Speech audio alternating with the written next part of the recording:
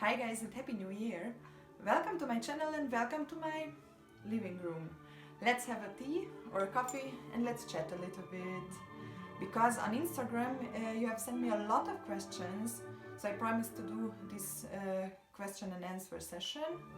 I don't want to talk a lot about this introduction, I mean it's a proper introduction, so let's get into it.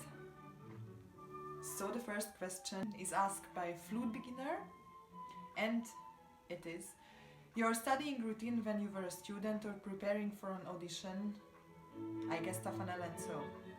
Yes, actually that is a very good guess, because I start my practicing routine, and I also started my practicing routine when I used to study with long notes, tone exercises like dynamic range, intonation, articulation, like even repeating the same note for 4 times with different articulations, and then moving on one half a note lower, one half a note higher, and repeating the same stuff. And scales, Tafanel and Gobert, that's very on point, and I was doing that a lot every single day, and I still do that. And after that I was practicing a lot of studies, etudes. I find them very important and very helpful. And then I moved on to the audition pieces, the test pieces, and I was practicing them a lot, and I was also practicing the repertory pieces a lot, concertos, sonatas, and so on. But I think I'm not alone with this routine. Is it your routine too, guys? Let me know in the comment section. So the next question is: how did you find the right professor for bachelor's? Did you go to lots of consultations? Unfortunately, not really. So I wasn't the happiest. Also, because of personal reasons, I wasn't the happiest while I was studying my bachelor's, but I was a little bit pickier after I finished my bachelor's. I went to a lot of master classes to look for the best professor for me, because in Germany, you know, you can learn a lot from anybody, from any professor. They are very qualified, but it is very important to search for somebody who's I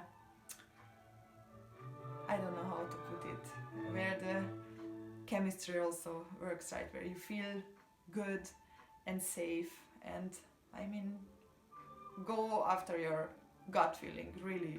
That helped me a lot, and I was very happy in Düsseldorf during I was studying my master's and postgrad with Professor André Sebald, who is former principal flute of the Cologne Gürzenich Symphony.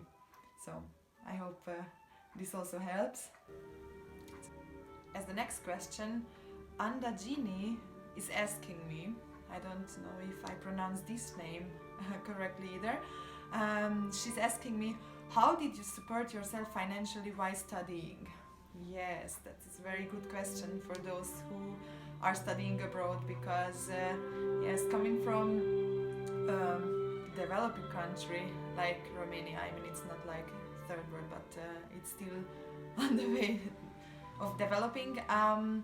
Yes, studying in Germany was actually, I mean, the academy was for free, but living there is quite expensive if you're coming from a poorer country like Romania or like other countries in Eastern Europe. So I had to work, and I was very lucky, because shortly after I could speak fluently German, I got an invitation to a private music school for one afternoon of flute lessons, where I could overtake the lessons of a former teacher who had to move back to Japan.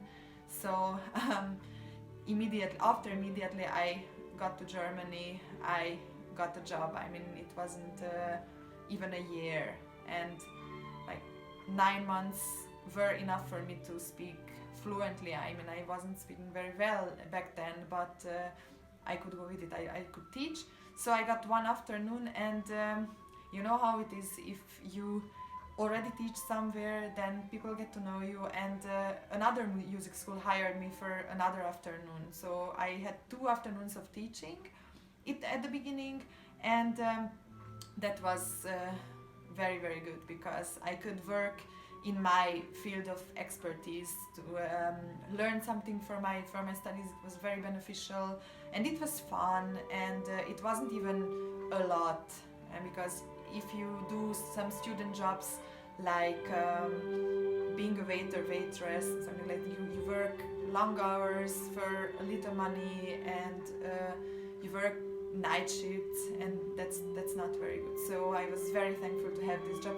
The only hard part was that it wasn't in my city, so I had to travel to another city / town, and traveling back and forth, that took me a lot of time. So I surely couldn't practice as much as my colleagues who didn't have to work, but since it was a musical job, since it was teaching, it was young people, also adult students, I was very thankful to have those jobs.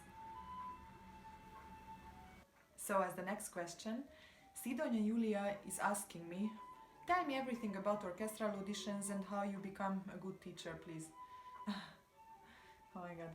I don't consider myself a good teacher, but I mean, I'm teaching based on my own experience. I try to explain stuff as thoroughly as much as I can, and then, I mean, everybody needs a different approach, and that's also very difficult to me, for me to find the right approach, but I'm working on it. And oh my god, about orchestral auditions. Auditions are tough. Yes, they are tough. But I have an idea actually. I would advise you to learn all the stuff you need there. The Mozart concerto first movement or second movement, or everything you need, and the excerpts, also the piccolo excerpt. Learn them by memory. Memorize them. That helps you internalizing them, even if you don't play them by memory on stage in the audition. That helps a lot. And the other thing, play it a lot for your colleagues, for your friends, for your parents.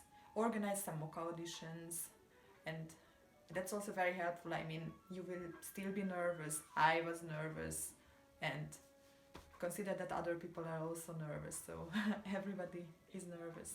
And the very, very beautiful thing about an audition is that if you don't win the first one, then there's a second one and a third one. You get a lot of chances, so I didn't win my first audition either. The next question, by Laser Shark KA. Sorry if I'm butchering this name, I mean, I'm very good at butchering names, is tell me the most common orchestral excerpts for auditions. So, as a proof how well I'm prepared, I did some sticky notes. Based on my experience, the top 5 flute excerpts are the Midsummer Night by Mendelssohn, the Daphnis by Ravel, the Leonore Overture by Beethoven, Brahms' 4th Symphony, and the Peter and the Wolf by Prokofiev. And for piccolo, I would say the Semiramide by Rossini, the 9th Beethoven, and some of the Shostakovich symphonies like the 8th or the 9th, just like that.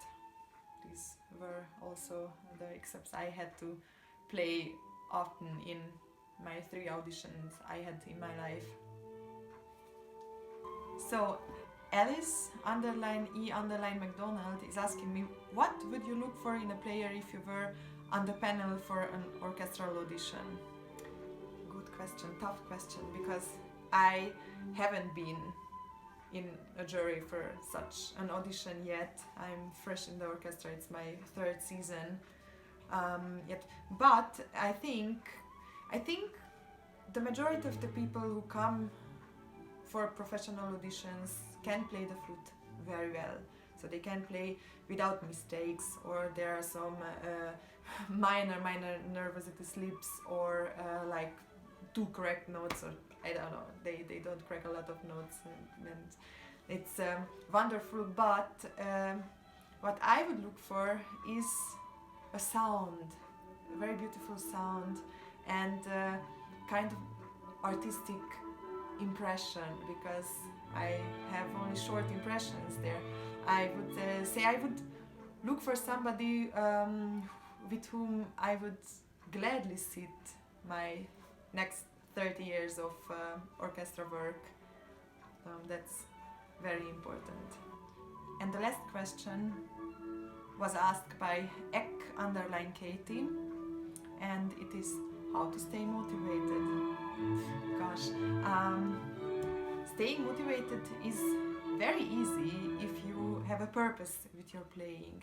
If you're preparing for a concert, even if for a student's concert, or for an audition, or for a competition, but even if you're setting small goals to learn this study by the end of the month or the end of the week, and then I will film myself and maybe I will put it on social media, on Instagram or on YouTube. That is also kind of a purpose, kind of a goal.